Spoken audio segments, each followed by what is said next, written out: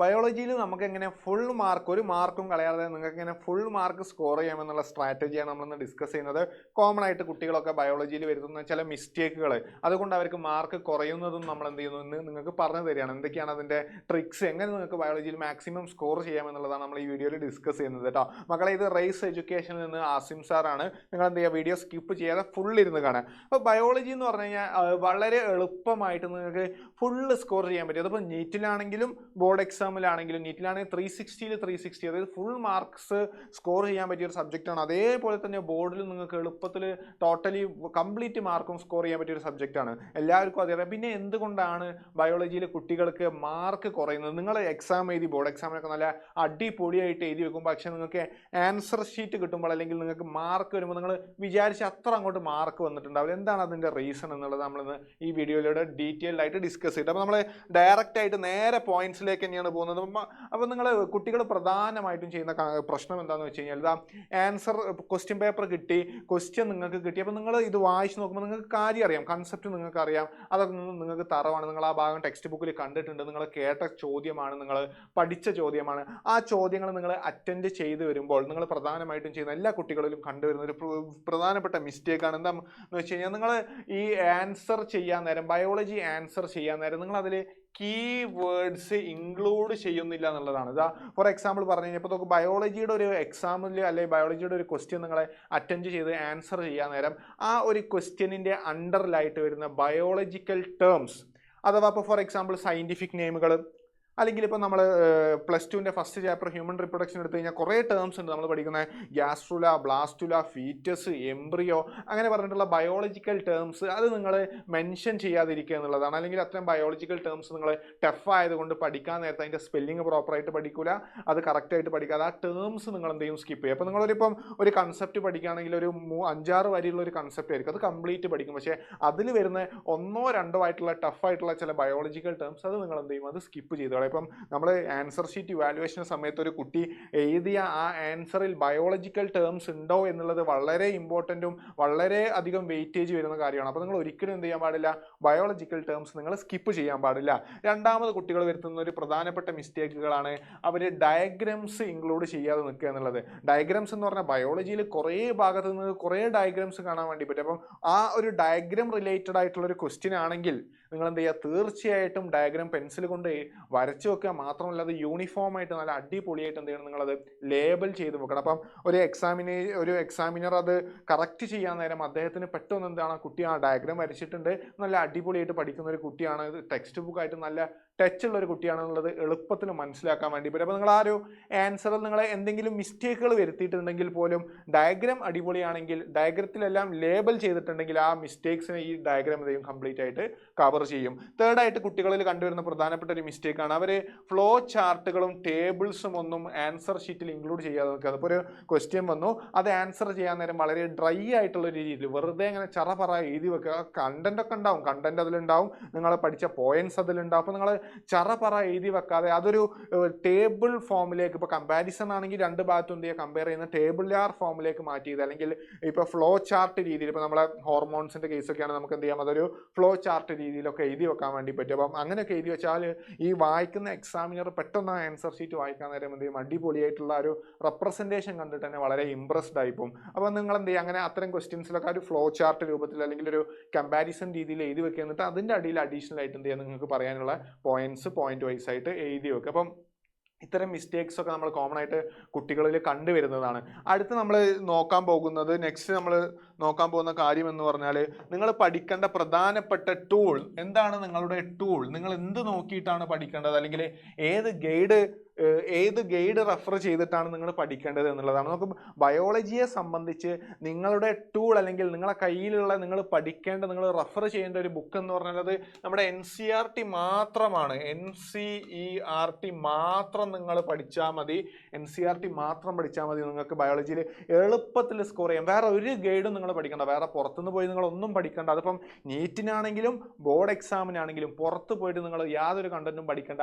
ഈ NCERT-യിൽ എന്ത് കൊടുത്തിട്ടുണ്ടോ അത് മാത്രം നിങ്ങൾ പഠിച്ചാൽ മതി. നിങ്ങൾക്ക് തീർച്ചയായിട്ടും ഫുൾ മാർക്ക് സ്കോർ ചെയ്യാൻ പറ്റും. അത് നമ്മളെ നീറ്റിന്റെ കഴിഞ്ഞ വർഷത്തെ പാറ്റേണുകളും അതിന്റെ മുൻപത്തെ വർഷ പാറ്റേണുകളും ഒക്കെ എടുത്തു നോക്കിയാൽ നമുക്കത് ക്ലിയർ ആയിട്ട് കാണാം. ഒരു ക്വസ്റ്റ്യൻ പോലും എന്ത് ചെയ്യാറില്ല, പുറത്തുനിന്ന് വരാറില്ല. മാത്രമല്ല ഇപ്പം ഈ ഒരു NCERT പഠിക്കാൻ നേരം നോക്കും മക്കളെ, NCERT പഠിക്കാൻ നേരം അതിലുള്ള ഓരോ സ്റ്റേറ്റ്മെന്റുകളും നിങ്ങൾ ഒരു മിനിമം ഒരു 5 to 6 ടൈംസ്, ഒരു 5 to 6 ടൈംസ് എങ്കിലും നിങ്ങൾ എന്ത് ചെയ്തിട്ടുണ്ടാവണം, അത് വായിച്ചിട്ടുണ്ടാവണം എന്നുള്ളതാണ്. അപ്പം ഒരു ചാപ്റ്റർ നിങ്ങൾ മിനിമം 5 പ്രാവശ്യം നിങ്ങൾ വായിച്ചിട്ടുണ്ടാവണം. കാരണം ബയോളജി എന്ന് പറഞ്ഞാൽ അതൊരു മെമ്മറി ഗെയിമാണ്. നിങ്ങൾ വെറുതെ കൺസെപ്റ്റ് മാത്രം പഠിച്ചു വെച്ചാൽ പോരാ, നിങ്ങൾക്ക് അതിൽ കൺസെപ്റ്റുകൾ ഉണ്ടായാൽ മാത്രം പോരാ, അത് മെമ്മറൈസ് ചെയ്ത് വെക്കണം. മെമ്മറി ഗെയിമാണ് ബയോളജി. മെമ്മറി നല്ലോണം ഇമ്പോർട്ടൻ്റ് ആണ്. അപ്പോൾ അതിനുവേണ്ടി നിങ്ങളൊരു 5 to 6 ടൈംസ് എന്ത് ചെയ്യണം, ഈ സാധനം ഒന്ന് റിവൈസ് ചെയ്യണം. Very very important.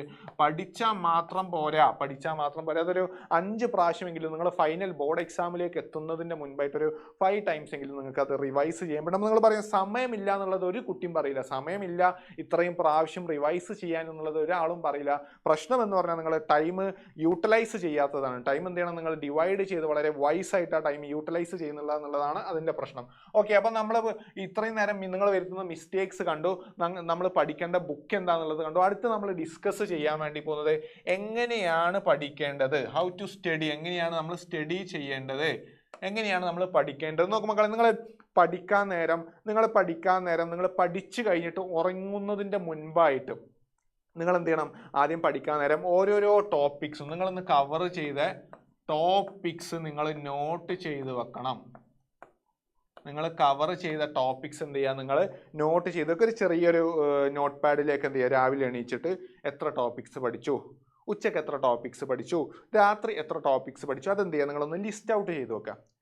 Just topics മാത്രം എഴുതി വെച്ചാൽ മതി, അതിൻ്റെ ഡീറ്റെയിൽ ആയിട്ട് വേറെ ഒന്നും വേണ്ട. അപ്പോൾ അതിൻ്റെ ഒരു ഗുണം എന്താണെന്ന് വെച്ച് കഴിഞ്ഞാൽ ഉറങ്ങുന്നതിന് മുമ്പ് നിങ്ങൾ ആ ഒരു നോട്ട് പാഡ് എടുത്ത് നോക്കിക്കഴിഞ്ഞാൽ ഇന്നത്തെ ദിവസം ഞാൻ എത്രമാത്രം പ്രൊഡക്റ്റീവായിട്ട് പഠിച്ചു കമ്പയർഡ് ടു യെസ്റ്റർഡേ. ഇന്നലത്തെ വെച്ച് നോക്കുമ്പോൾ നിങ്ങൾ ആ ഇന്നലത്തെ ദിവസം നോട്ട് പാഡ് എടുത്ത് ഇന്നത്തെ ഒന്നും വെച്ച് നിങ്ങൾ കമ്പയർ ചെയ്യാൻ നേരം നിങ്ങൾക്ക് തന്നെ മനസ്സിലാവും ഇന്ന് നിങ്ങൾ എത്രമാത്രം പഠിച്ചു. എന്നിട്ട് എന്ത് ചെയ്യുക, അടുത്ത ദിവസം വീണ്ടും എഴുതി വെക്കുക. അപ്പോൾ നിങ്ങൾ ഓരോ ദിവസം കൂടുന്തോറും നിങ്ങൾ കൂടുതൽ ടോപ്പിക്സ് എന്ത് ചെയ്യണം, ആ നോട്ട് പാഡിലേക്ക് വരുന്ന രീതിയിൽ എന്ത് ചെയ്യണം, പഠിത്തം സെറ്റാക്കണം. അപ്പം അത് നമ്മളെ തന്നെ എന്ത് ചെയ്യണം, കമ്പയർ ചെയ്യണം. ഇന്നലെ ഉണ്ടായിരുന്ന ഞാൻ തന്നെയാണോ ഇന്ന്, അതോ ഞാൻ അതിലും കൂടുതൽ മെച്ചപ്പെട്ടോ, അല്ലെങ്കിൽ എൻ്റെ പഠനം ഇന്നലത്തേനെക്കാട്ടിലും ബാക്കിലേക്ക് പോയോ എന്നുള്ളത് നമ്മൾ സ്വയം കമ്പയർ ചെയ്യാനുള്ളൊരു എളുപ്പ മെത്തേഡാണ്. ടൈം വേസ്റ്റേജും കൂടി ഇല്ലാത്തൊരു മെത്തേഡാണ്. ജസ്റ്റ് ആ ടോപ്പിക്സ് എന്ത് ചെയ്യുക, നോട്ട് പാഡിലേക്ക് ചെയ്താൽ. ഇതിൻ്റെ രണ്ടാമത്തെ ഗുണം എന്ന് പറഞ്ഞാൽ രാത്രി നിങ്ങൾ ഉറങ്ങാൻ നേരം, രാത്രി നിങ്ങൾ പഠനമൊക്കെ കഴിഞ്ഞിട്ട് നിങ്ങൾ എന്ത് ചെയ്യാൻ പോവാണ്, രാത്രി ഉറങ്ങാൻ നേരം എന്ത് ചെയ്യുക, ജസ്റ്റ് ഒന്ന് ഈ ടോപ്പിക്സ് എഴുതിയ ലിസ്റ്റ് എടുക്കുക. എന്നിട്ട് രാവിലെ 8 മണിക്ക്, രാവിലെ 6 മണിക്ക് പഠിച്ച ആ ഒരു ടോപ്പിക് എൻ്റെ മെമ്മറിയിൽ എത്രമാത്രം ഇപ്പോൾ നിൽക്കുന്നുണ്ട് എന്നുള്ളത് നിങ്ങൾ എന്ത് ചെയ്യുക, ഒന്ന് ഓടിച്ച് റിവൈസ് ചെയ്ത് നോക്കുക. അതായത് ബുക്ക് എടുത്ത് റിവൈസ് ചെയ്യാനല്ല, മെൻ്റലി നിങ്ങൾ എന്ത് ചെയ്യുക, റിവൈസ് ചെയ്യുക. അപ്പം സാധാരണ കുട്ടികൾ എന്താ ചെയ്യുക, രാവിലെ എണീക്കുന്നു, പഠിക്കുന്നു, ഉച്ചക്ക് പഠിക്കുന്നു, രാത്രി പഠിച്ച് അതേപോലെ കടന്നുറങ്ങുന്നു. നിങ്ങൾ രാവിലെ എന്താ പഠിച്ചതെന്നുള്ളത് ഉറങ്ങുന്നതിൻ്റെ മുൻപ് ജസ്റ്റ് ഒന്ന് മൈൻഡിലൂടെ ഓടിച്ചു വിടുന്നില്ല. അപ്പം അങ്ങനെ ഓടിച്ചു വിട്ട് കഴിഞ്ഞാൽ അത് എളുപ്പത്തിൽ നിങ്ങൾക്ക് എന്ത് ചെയ്യാം, മെമ്മറി പവറിൽ സ്റ്റോർ ചെയ്യാൻ വേണ്ടി പറ്റും. അപ്പോൾ രണ്ടാമത് നിങ്ങൾ ചെയ്യേണ്ടത് ഈ പറഞ്ഞ കാര്യങ്ങളൊക്കെ വെറുതെ ഒന്ന് മെൻ്റലി റിവൈസ് ചെയ്യുക. അല്ലാതെ രാത്രി ഉറങ്ങുന്നതിൻ്റെ മുൻപ് രാവിലെ പഠിച്ചത് മൊത്തം ഒന്നും കൂടി എടുത്ത് റിവൈസ് ചെയ്യുക. ജസ്റ്റ് കടക്കുന്നതിന് മുമ്പായിട്ട് മെൻ്റലി എന്ത് ചെയ്യുക, കാര്യങ്ങളൊക്കെ ഒന്ന് റിവൈസ് ചെയ്തെടുക്കുക എന്നുള്ളതാണ്. അടുത്ത നമ്മൾ ഡിസ്കസ് ചെയ്യാൻ പോകുന്നത് എങ്ങനെയാണ് എക്സാം എഴുതേണ്ടത് എന്നുള്ളതാണ്. ഹൗ ടു അപ്പിയർ അല്ലെങ്കിൽ how to write the exam. എങ്ങനെ നമ്മൾ എക്സാമിൽ നമുക്ക് എങ്ങനെ എഴുതണം, എക്സാം ക്വസ്റ്റ്യൻസ് വന്നു കഴിഞ്ഞാൽ നമ്മൾ അത് എങ്ങനെ അറ്റൻഡ് ചെയ്യണമെന്നുള്ളതാണ്. അപ്പോൾ നോക്കുമ്പോൾ മക്കളെ, ഫസ്റ്റ് നിങ്ങൾ ചെയ്യേണ്ടത് ഏത് ക്വസ്റ്റ്യൻസ് ചോദിച്ചു കഴിഞ്ഞാലും പറ എന്നുള്ളൊരു പാരഗ്രാഫ് പോലെ ഇങ്ങനെ അങ്ങോട്ട് എഴുതി വെക്കാതെ ഒരു ഹെഡിങ് കൊടുക്കുക. ഹെഡിങ് കഴിഞ്ഞിട്ട് അതിൻ്റെ അടിയിൽ എന്ത് ചെയ്യുക, ആ ഹെഡിങ്ങുമായി റിലേറ്റ് ചെയ്തിട്ടുള്ള പോയിന്റ്സ് എഴുതി വെക്കുക. ഇനി അതല്ല ഒരു മെയിൻ ഹെഡിങ് കൊടുക്കുക, അതിൻ്റെ അടിയിൽ സബ് ഹെഡിങ് കൊടുക്കുക, അതിൻ്റെ അടിയിൽ എന്ത് ചെയ്യുക, നിങ്ങൾ പോയിന്റ്സ് എഴുതി വെക്കുക. നമ്മൾ ആദ്യം എക്സാം എഴുതാൻ നേരം നിങ്ങൾ ചെയ്യേണ്ടത് എന്താണെന്ന് വെച്ച് കഴിഞ്ഞാൽ അതൊരു ഹെഡിങ് പോയിന്റ് എന്നുള്ള രീതിയിൽ ഹെഡിങ് കൊടുക്കുക, അതിൻ്റെ അടിയിലായിട്ട് നിങ്ങൾ പോയിന്റ്സ് എഴുതി വെക്കുക. ആ ഒരു രീതിയിൽ നിങ്ങൾ എന്ത് ചെയ്യണം, എക്സാം എഴുതണം. അല്ലാതെ ഒരു ലെങ്തി പാരഗ്രാഫുകളായിട്ട് നിങ്ങൾ എന്ത് ചെയ്യരുത്, എക്സാം എഴുതി വെക്കരുത്. രണ്ടാമത്തെ കാര്യം എന്ന് എന്ന് പറഞ്ഞാൽ ഹാൻഡ് റൈറ്റിംഗ് ആണ്. വളരെ ഇമ്പോർട്ടൻ്റ് ആണ് ഹാൻഡ് റൈറ്റിംഗ്. ഇപ്പോൾ നമ്മൾ എത്ര പഠിക്കുന്ന എത്ര സബ്ജക്റ്റുമായിട്ട് തറവ് ആയിട്ടുള്ള ഒരു കുട്ടിയാണെങ്കിലും ഹാൻഡ് റൈറ്റിംഗ് വളരെ മോശമാണെങ്കിൽ ആ ഒരു പേപ്പറിൻ്റെ അപ്പിയറൻസ് കംപ്ലീറ്റ് അങ്ങോട്ട് പോകും. അപ്പോൾ നിങ്ങൾ ഹെഡിങ് ആയിട്ട് ഇങ്ങനെ ഹെഡിങ്ങളായിട്ട് പോയിന്റ് ആക്കി എഴുതി വെക്കുക. കൂടെ നല്ല ഹാൻഡ് റൈറ്റിംഗ് കൂടിയാണെങ്കിൽ ആ പേപ്പർ എടുക്കുമ്പോൾ തന്നെ ആ ഒരു എക്സാമിനറിന് എന്തൊന്നും കുട്ടി നല്ല അടിപൊളിയായിട്ട് പഠിക്കുന്ന ഒരു കുട്ടിയാണെന്നുള്ളത് തോന്നും. ഇനി മൂന്നാമത് നിങ്ങൾ ചെയ്യേണ്ട കാര്യം നമ്മൾ ഓൾറെഡി പറഞ്ഞതാണ്, ഡയഗ്രംസ് മാക്സിമം ഇൻക്ലൂഡ് ചെയ്യുക എന്നുള്ളതാണ്. മാക്സിമം നിങ്ങൾക്ക് ചോദ്യത്തിൽ ഡയഗ്രംസ് ഇൻക്ലൂഡ് ചെയ്യുക. ഡയഗ്രംസ് ഇൻക്ലൂഡ് ചെയ്താലുള്ള പ്രശ്നം ഇൻക്ലൂഡ് ചെയ്താലുള്ള ബെനിഫിറ്റ് ഞാൻ പറഞ്ഞതുപോലെ എന്താണ്, നിങ്ങൾ നോക്ക് ഡയഗ്രംസ് ഇൻക്ലൂഡ് ചെയ്ത് കഴിഞ്ഞാൽ നിങ്ങൾ ആ എഴുതിയ ആ ഒരു പാരഗ്രാഫിൽ അല്ലെങ്കിൽ ആ പോയിന്റ്സിൽ എന്തെങ്കിലും മിസ്റ്റേക്കുകൾ ഉണ്ടെങ്കിൽ നമ്മൾ ആ ഡയഗ്രാം മാർക്ക് ചെയ്യാൻ നേരം അത് വൃത്തിയായിട്ട് മാർക്ക് ചെയ്തിട്ടുണ്ടെങ്കിൽ നിങ്ങളെ മിസ്റ്റേക്സിനെ ആ ഡയഗ്രാം എന്ത് ചെയ്യും, കംപ്ലീറ്റ് ആയിട്ട് കവർ ചെയ്യുമെന്നുള്ളതാണ്.